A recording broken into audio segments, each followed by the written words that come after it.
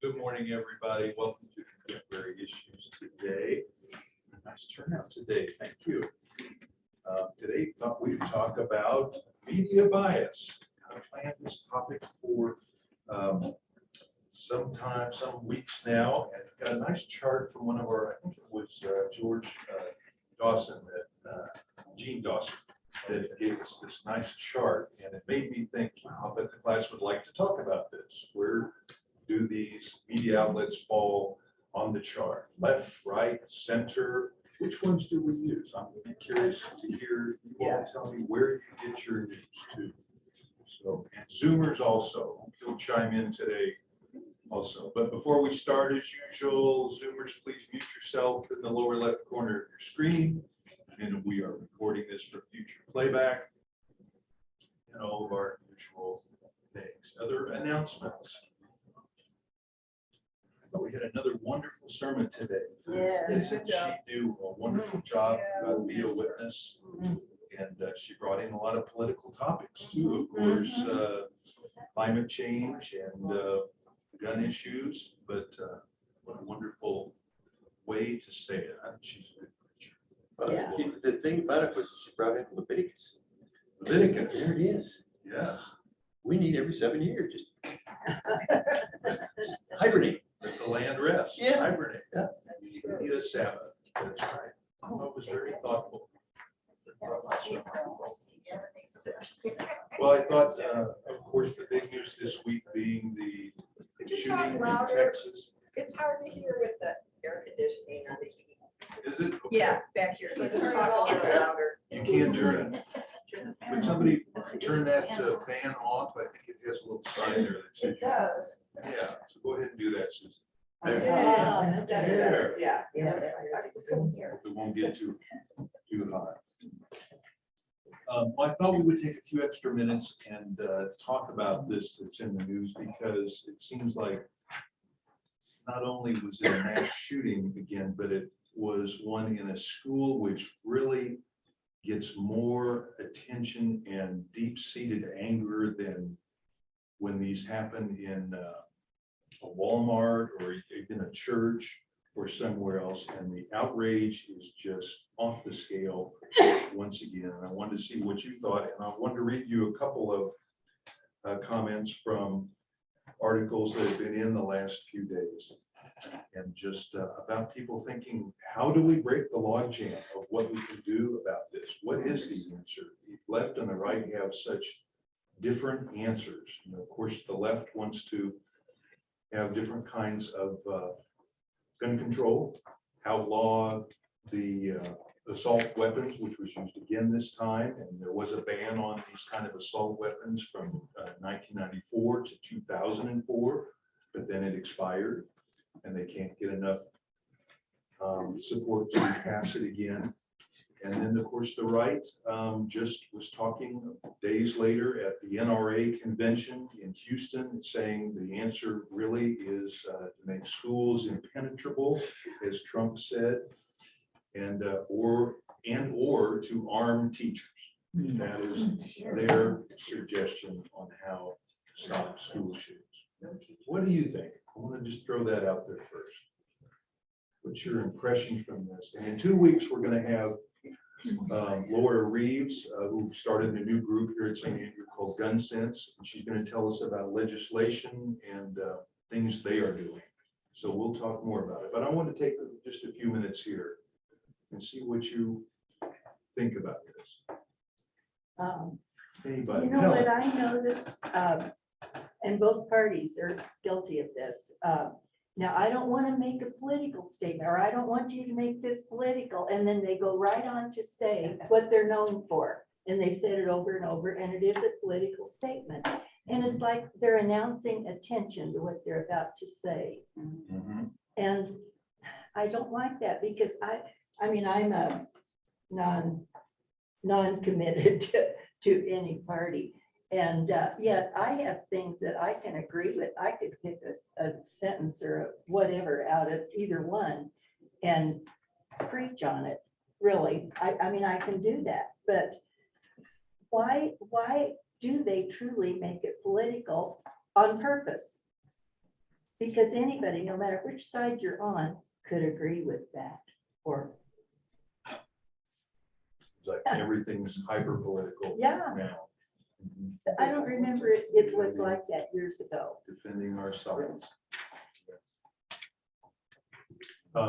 Was interesting this time also, right afterwards, the pastor of the Big Methodist Church in Kansas City, Adam Hamilton, had a press conference and with a former congressman who's also a Methodist pastor in Kansas City, and they called for their legislators to pass common sense gun reform. And so they hadn't really done that before. They had talked individually about the issue, but this time they had a press conference and got a good amount of attention in Kansas City for them. Susie, go You ahead. know, when the NRA gets like totally hysterical, absolutely out of control, when you say you want to do some gun legislation. Oh, it's the Second Amendment, and they just go off on all that. We didn't say we were taking them away. We just said we need some rules. We need some, you know, a way to police that everybody doesn't get a gun, like, you know, and they just get like berserk. You know, I mean. Yeah, That's part of the issue, sure. we're Carol. asking for common sense and we don't have that. Well, that's today. true. Any comments? Can I just add to that? I get the emails and some updates from Moms Demand Action, and they are aware of that, you know, reflex that the other side has. And so they've changed their approach. They don't say gun control anymore. They say gun violence prevention. And they're focusing more on safe storage of guns and making sure they don't get into the wrong hands, rather than we want to limit, you know, your right to have a gun. So I think they're trying to approach it so that there's more agreements. Well, I was watching this morning, right before I came with Stephanopoulos. And they were talking to, I forget, Kissinger, or he's a Republican, I forget, he's a young guy. And- Adam Kinzinger. Yeah. And he said, he was talking about the NRA, because he's against all this too. And he said, actually, the NRA, there's another gun lobbyist that's worse than the NRA. Oh, wow. Yeah, and which we really haven't heard, because the NRA, they said they're out of money and they have some issues, you know, but he said, then there's another one that's worse, which I'd never heard of either. Language, Yeah. interesting topic, yeah. As a middle school teacher, I don't want a gun on me because middle schoolers will attempt to steal it from you, and that is, I don't care. You can't keep it away from them. They will try everything. They will. That's just the way middle schoolers are and junior hires. It's just insane. And so you cannot put guns in teachers' hands. It's not gonna work. And Clark, is it practical to make every school impenetrable? Metal detectors, lock all the doors so people can't get in, is that Okay, doable? one thing is that we need bulletproof glass on every window and every door in every school and church in the United States. Now, I don't know how much that would cost, and I don't care how much it would cost. But that could be put in every school. The guy at Sandy Hook, he shot the glass out, then he got in. So you need bulletproof glass. And I still want an answer to why that teacher blocked the door open, and I have yet to hear Fox, NBC, ABC, I don't care, ask that question. Why did that teacher block that door open? Maybe ventilation, or they were moving furniture or something, who knows? I don't Yeah. know the answer to that, and I want to know the answer to that. Yeah, we will. Eventually. It's one of the many factors. I know Sure. that the church here, up at security a few years ago, all the windows and things. Yeah, And we have a security guard in church every week carrying a gun. uh-huh. We don't know who he is, but, Or or she. she, but yeah. And I know last week the police car wasn't out there, but this week it was. So I'm assuming they've got the security here because St. Andrew is known for maybe not, for its progressive opinions, and that doesn't sit well with everybody. Could So, be a target. just be aware, you're probably pretty safe here. Remember, even if you fortify every school, you still gotta cover the churches, the rec centers. Name every other place again, restaurants, stadiums, Yeah. But gymnasiums, schools theaters, don't the list feel- goes on and on. It's just You like can- those- We can't create a million islands of fortresses. Right. That's true, yeah. But elementary schools seem to touch a particular nerve. Yeah, And they're little, they're they are- babies. They're babies, they're innocent babies. You know, when Columbine occurred 23 years ago, our daughter was in high school at Heritage. And she called me at work and she said that they had locked down Heritage. There were people on the roof and everything. And you know, and then this week brought it all back again, how scary it was. We were going through some stuff with our other son, and I don't know about anybody else in here that lived through that with their kids.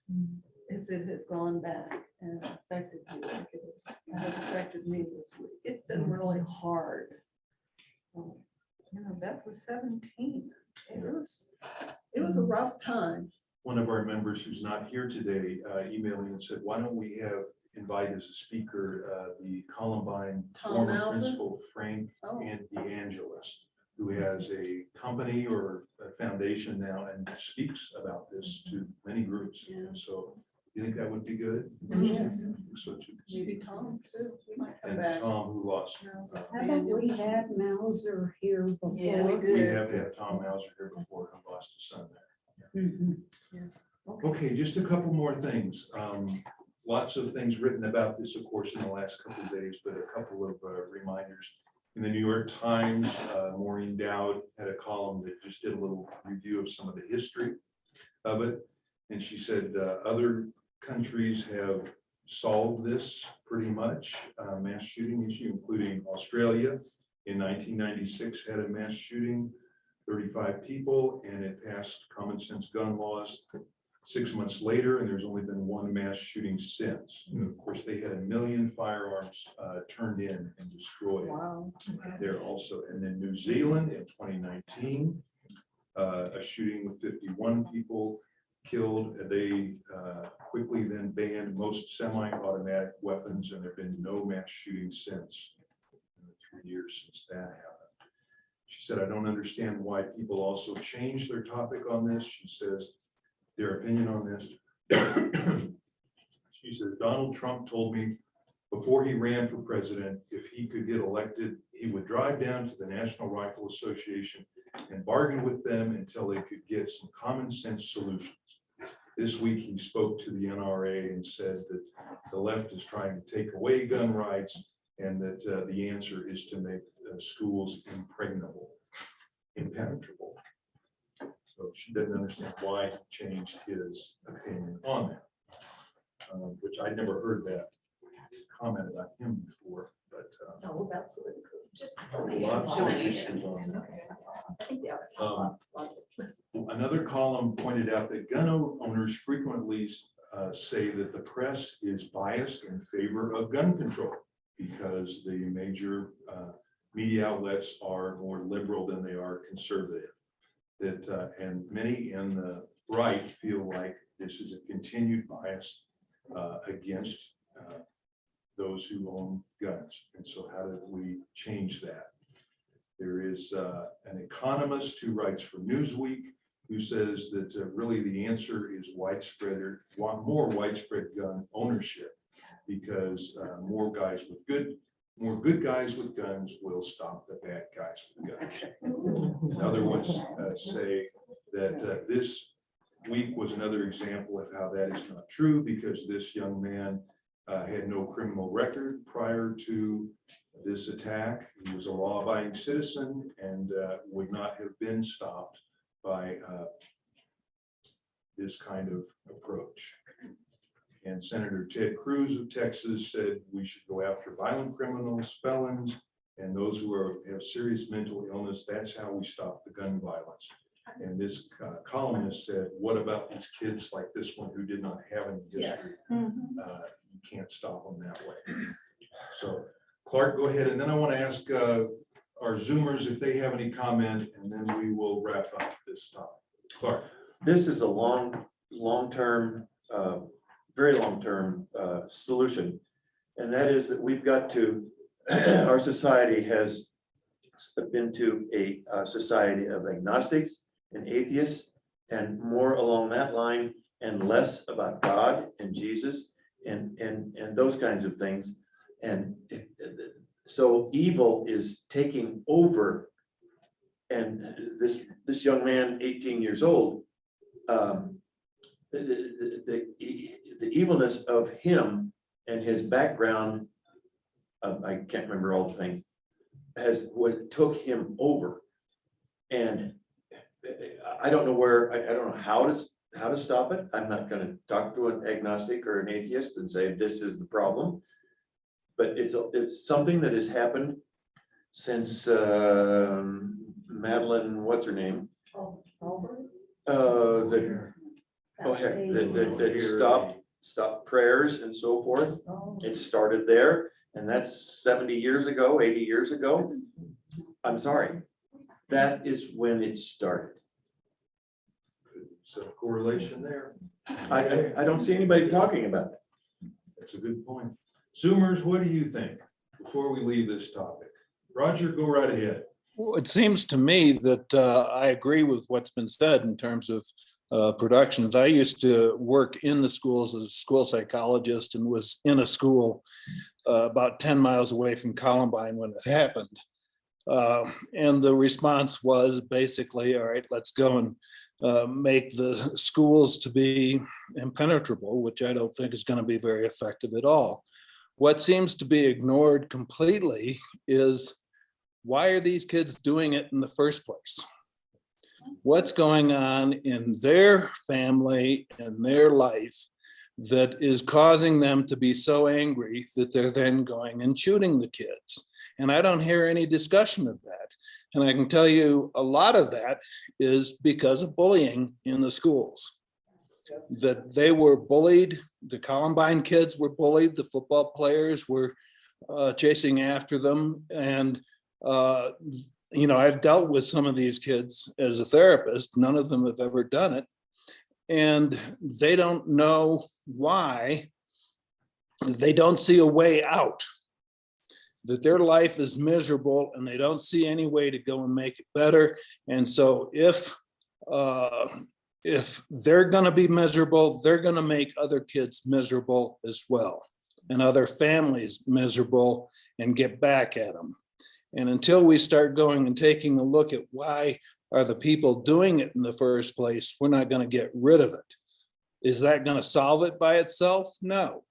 We are going to have to do some protective kinds of things, but I think you're going to get a whole lot more success if you start putting a therapist in every school rather than a security guard in every school. Oh, good point. Thank you, Roger.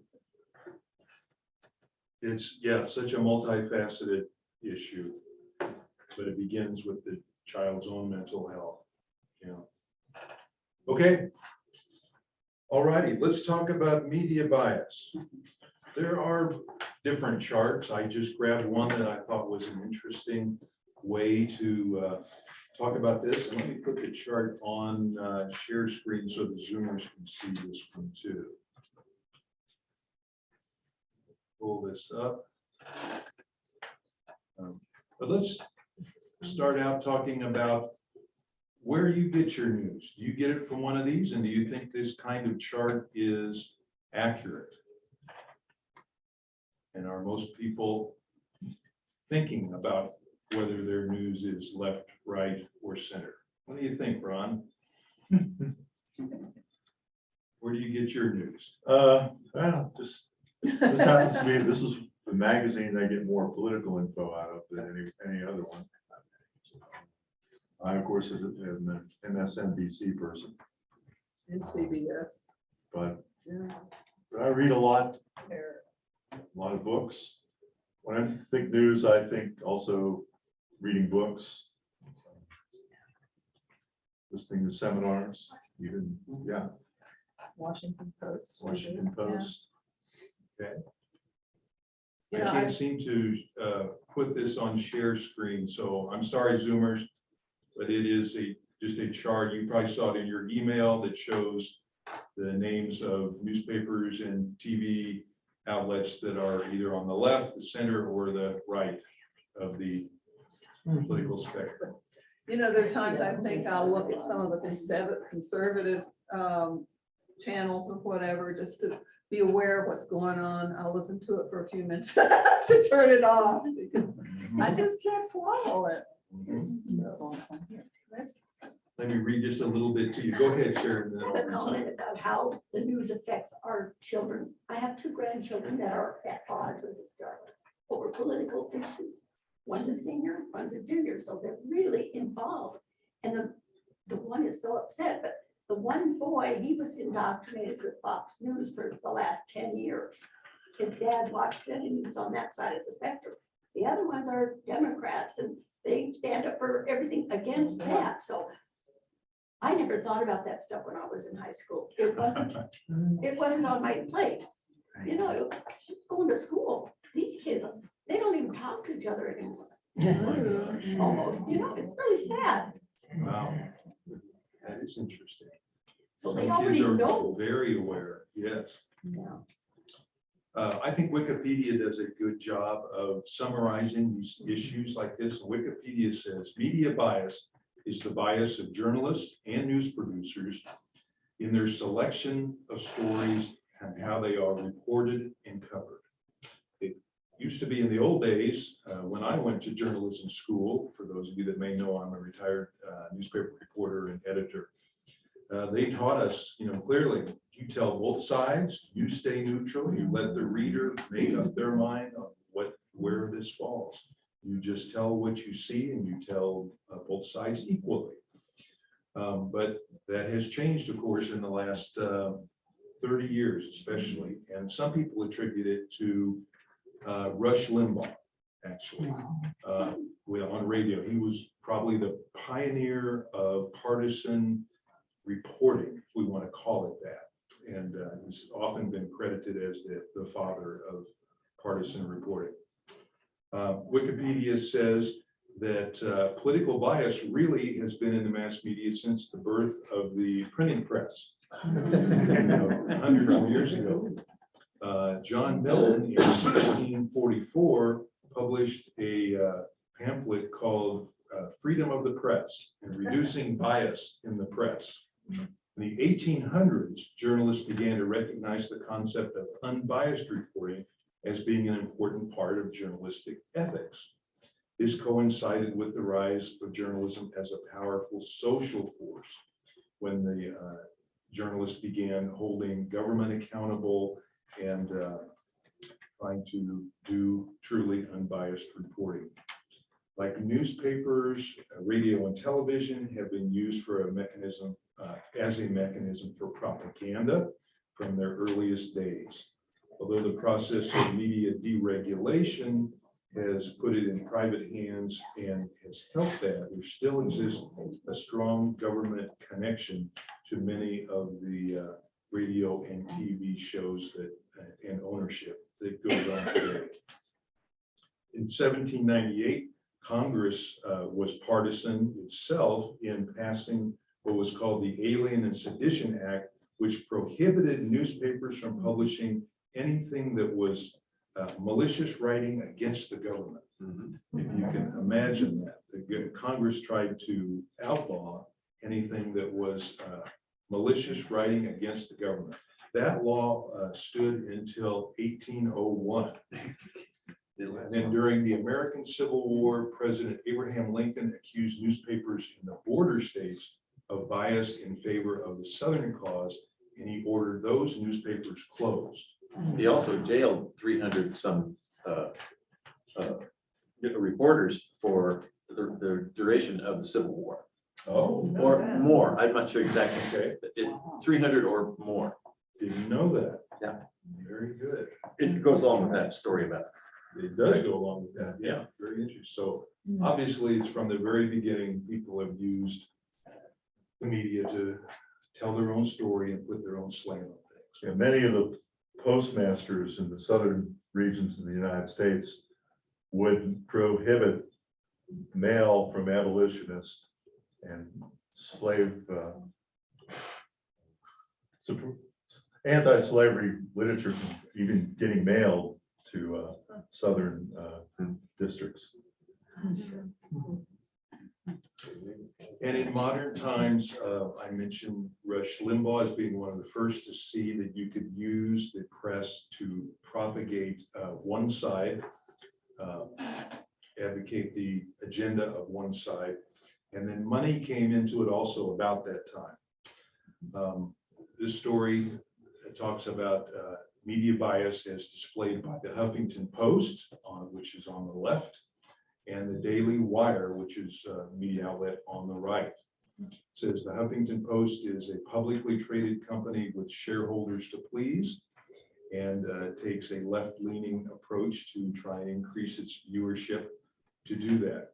Similarly, the Daily Wire generates a lot of revenue from the other side. Each has a clear business incentive to create online content that fires up their base, gets more clicks, and goes viral. The more people who read and view ads, the more money publishers can make by raising their advertising rates. There's an undeniable connection today between readership and revenue. The Huffington Post, for example, often has headlines that skew to the left by saying, for example, the GOP stumbles over their own questions of judicial nominees. And the other side has headlines that say something like, I'm skipping ahead.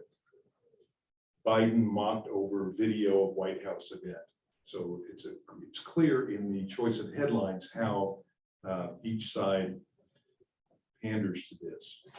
Steve, looking back on your personal experience as a reporter at a newspaper years ago, how do you see it's changed and the money involved and whatnot? Well, we never, when I retired 10 years ago, to that point, we never really had the advertising issue, and clicking, clickbait. That whole issue came up during the 90s with the internet taking over. So it wasn't an issue in the old days until recently. And so advertising was separate pretty much, except when someone would come and tell you, don't do a story attacking this advertiser. Of course, that was a way bias would come in to the traditional newspapers, but there wasn't the blatant partisanship that there is today. Susie. It's a catch-22 with the newspapers, especially back then, because I worked in a newspaper, and it was like, you need your readers, but the subscriptions don't pay for the newspaper at all. People call up, I'm canceling my paper, and you're like, sure, we're going out of business tomorrow. But you need your advertisers. So when people started going to the internet, then people stopped reading the newspaper. So then people stopped advertising. Then the advertisers stopped. So that was like the end of the newspapers. That's how that kind of went down, which is sad because it was a catch-22 thing on the advertising, because your advertising paid everybody's salary, not the subscriptions. But did those newspapers go online mostly, or did a lot of them just stop? Well, my newspaper was bought twice now. And the Milwaukee Journal Sentinel was bought, I forget now, twice, and they moved out of the building they were in since 1840. You know what I mean? It just went way down. And they still have the Milwaukee Journal Sentinel, but it's real thin and there's not much to those. So people still advertise, but it's not to where it was before. We were always glad when there was a huge event like the Super Bowl, then advertising could run all these ads and these full page. Those are like thousands and thousands of dollars. And, we could do all that. So that, cool things in the community. When we had the Harley Davidson's 100-year thing, oh my God, that was bonanza. We'd have a whole section, every day. And so the advertisers do run the newspaper. I mean, they did, Yeah. without them, you couldn't do anything. Rocky Mountain News went out of business. Yeah. Rocky Mountain News was the big daily along with the Denver Post, which is now a shadow of what it used to be, of course. Yeah. It used to, a third or a fourth of That's a little. the size it used to be.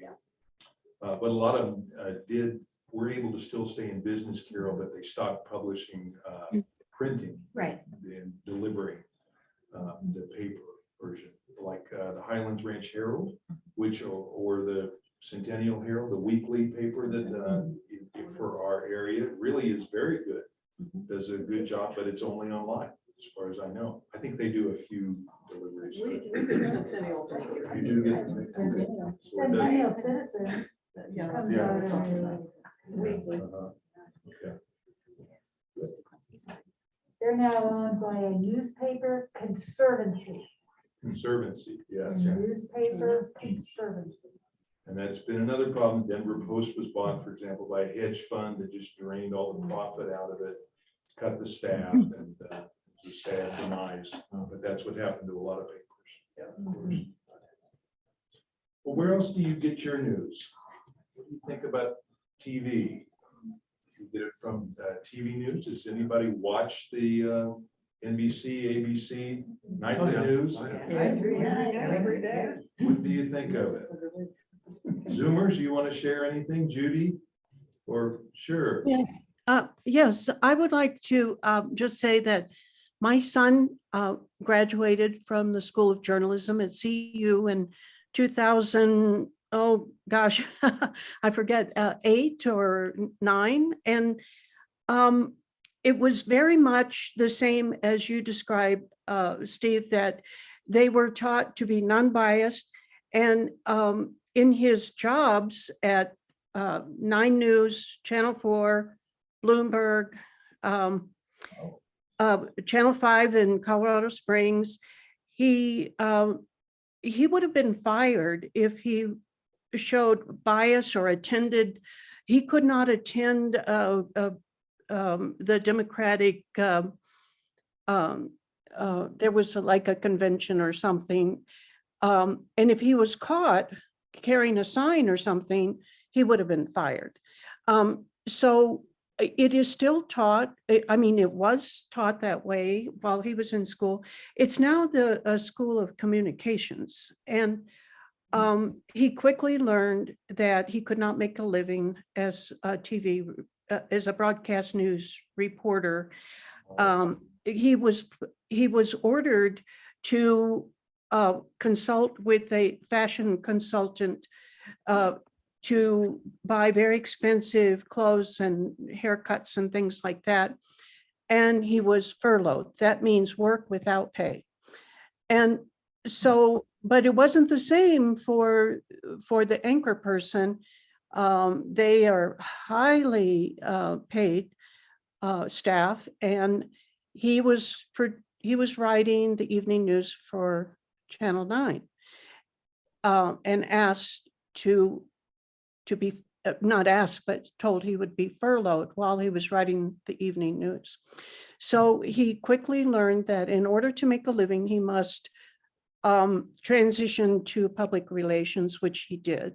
And so now he's working as a director of communications at DaVita Kidney Dialysis Company downtown. But I was, witness to all of his experiences from school to his transition to public relations.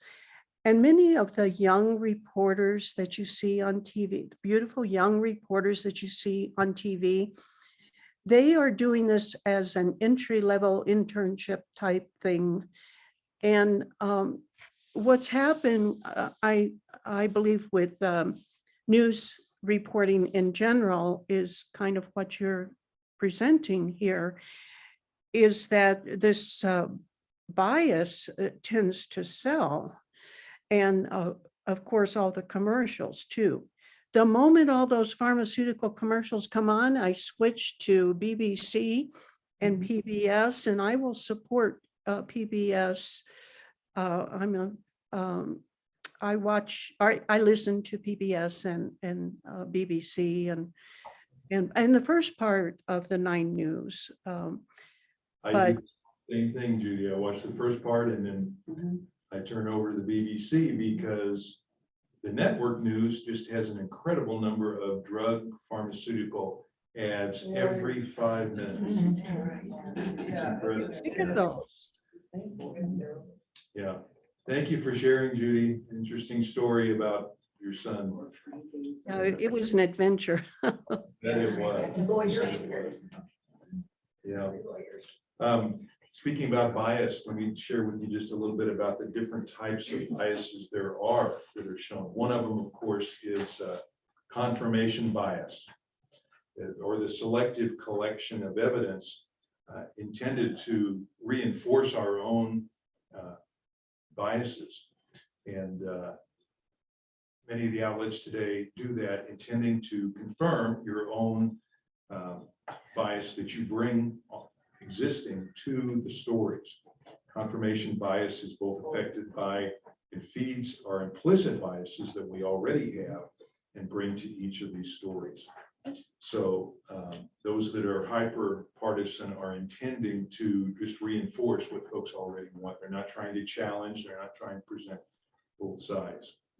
A few other different types of bias. There's layout placement bias, where the editorial staff puts a story with a biased headline at the top, and they want to influence you that way.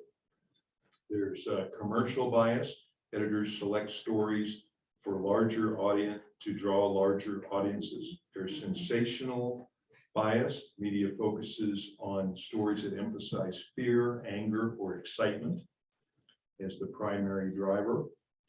There's temporal placement, where editors give follow-up and clarifying stories that are less prominent because they're expected to be current and timely. So they follow up something they do to it, and they put it deeper into the story. There's the reporting bias, where a reporter puts a particular spin, of course, on their story, the way that they would like for it to be. There's geographical bias, where an article factors in the diversity of a story through cultural and social issues. Stereotyping, there's all sorts of ways that they use today to show bias, explain it, promote it, place it in a certain part of their format. Where does not asking a question, in other words, an obvious question that should be asked, but they don't ask it of the person?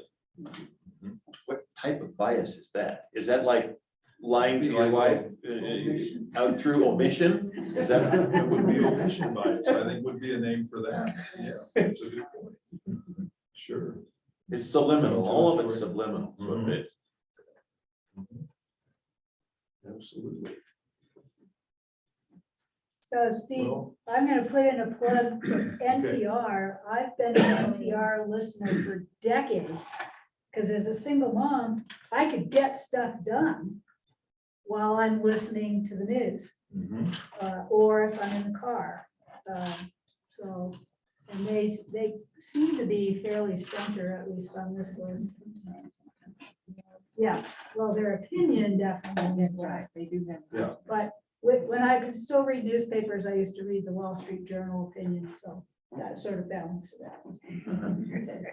Well, as you can see, NPR is in the center of this chart, but NPR opinion is listed on the left Yeah, side a right. little bit. The Wall Street Journal opinion is on the right. is on the, sometimes on the far right, Yeah. Wall Street Journal. So I used to, So there's a difference between the front page coverage and the opinion pages, of course. But then also we have fallen into, in the last 20 years, the problem of analysis stories being placed on the front page of these bigger papers also that look like a factual story and people, and are not always clearly labeled as an analysis or / opinion. And people will read that assuming it's a neutral story when it's really not. You've seen some of those too. In fact, on the front of I think the Wall Street Journal, there is a story that says, can America now, have we reached the point where we accept mass shootings with no consequence? And so it looks at that issue. And I haven't read that one yet, but that's an example of an analysis story, not reporting a news story. And those have a place, of course, but they have to be fair in presenting both sides. Let me ask you a question, Gail. You like NPR? Have you ever heard a positive Trump story on NPR?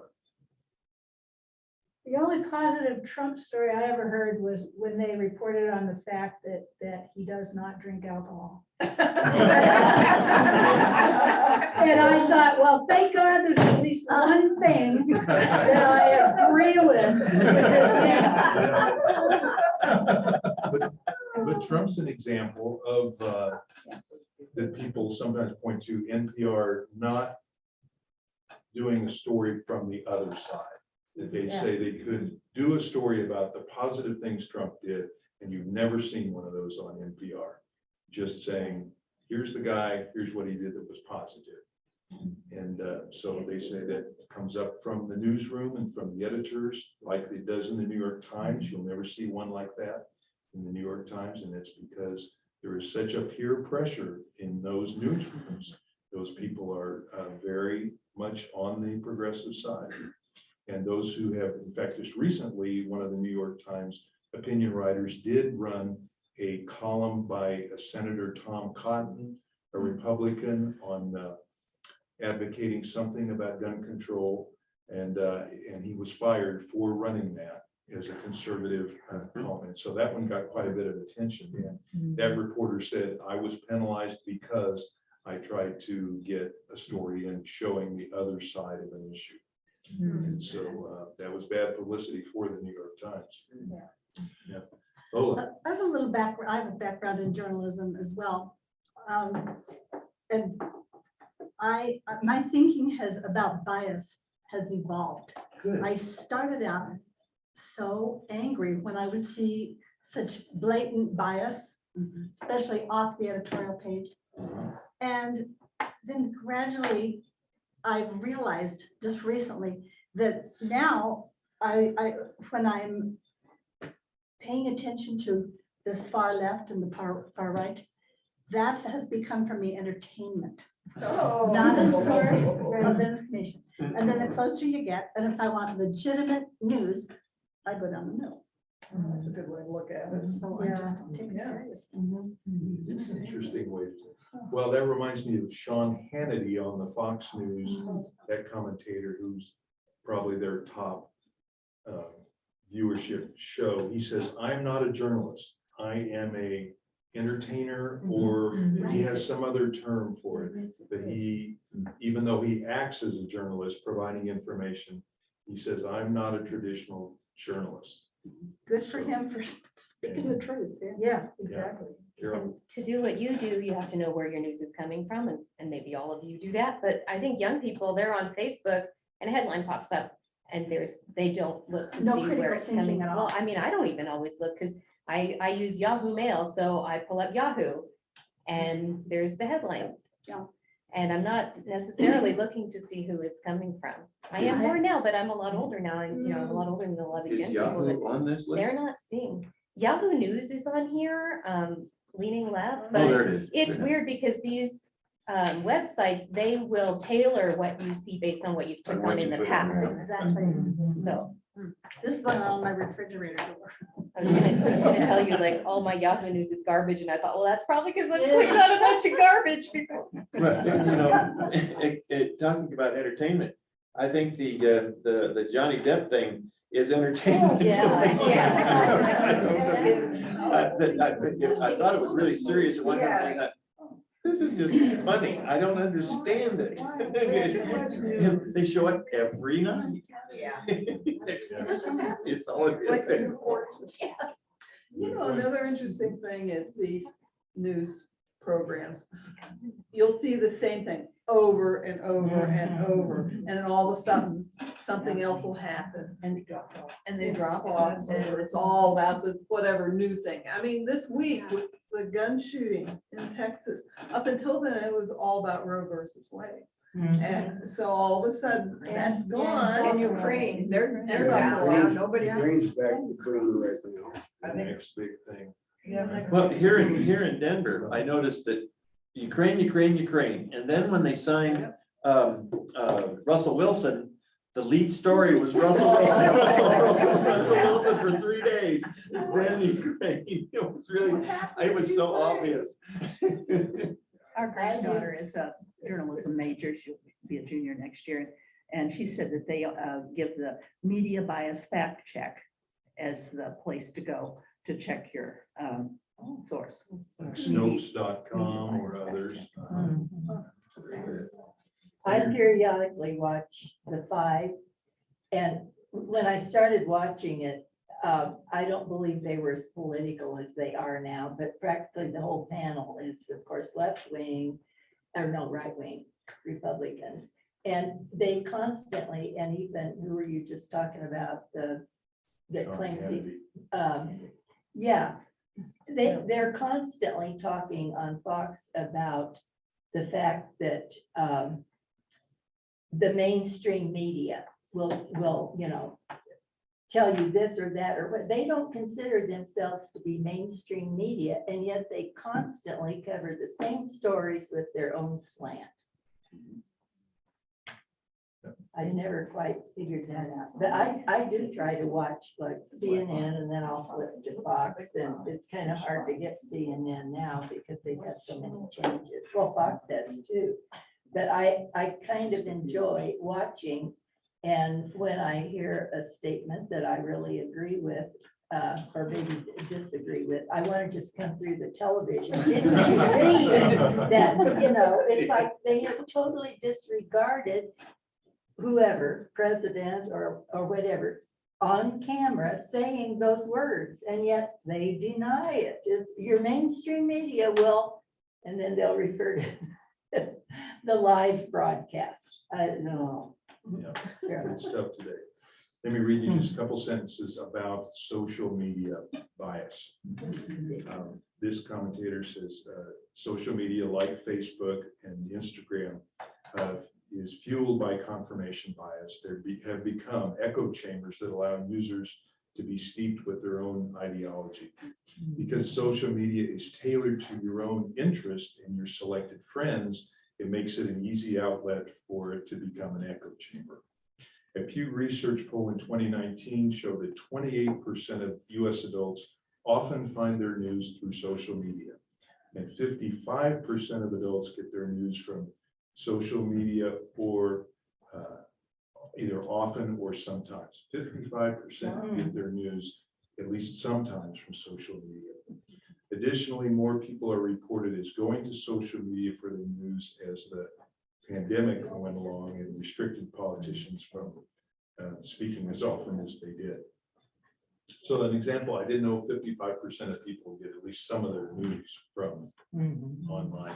Well, sources. I'm sure Ron could maybe explain this to me, but isn't it true that when you're on social media, that there's a little spy in there who knows what you like and feeds you more Oh, of yeah. what you want? Oh, Oh, yeah. totally.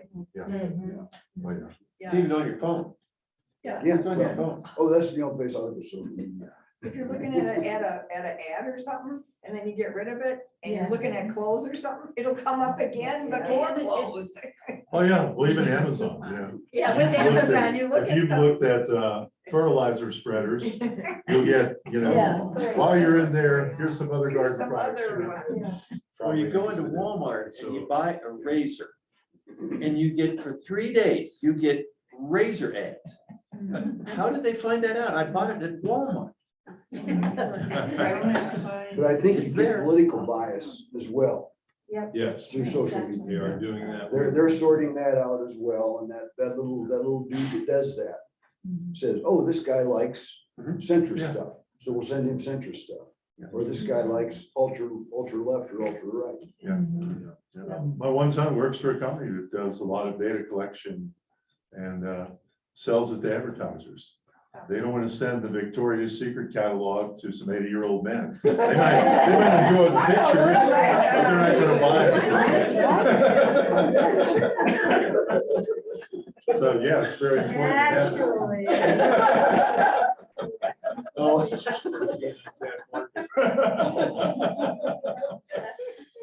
One other type of bias also is religious bias. And some folks say the media is often accused of favoring a particular religion or being biased against other religions such as Islam, Muslim in recent years.